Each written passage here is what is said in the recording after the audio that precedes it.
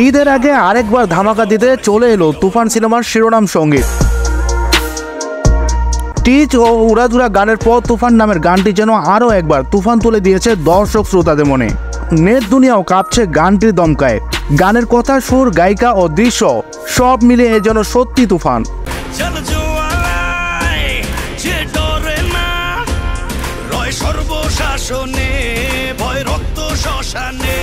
গানের ভিন্নতা আনার জন্য ব্যবহার করা হয়েছে র্যাপ, যা গানটি আবেদন বাড়িয়ে দিয়েছে আরো কয়েক গুণ।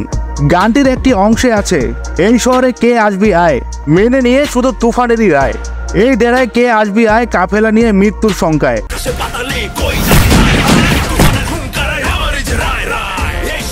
পুরো গানটিতে তুফানের তাণ্ডব, হিংস্রতা আর ভয় প্রকাশের চেষ্টা রয়েছে। গানের কথা লিখেছেন তাহসান শুভ, নাভেদ পারভেজের সুরে গানটি গেয়েছেন আরিফ রহমান জয়, তবে র্যাপ অংশে কণ্ঠ দিয়েছেন অন্য কেউ।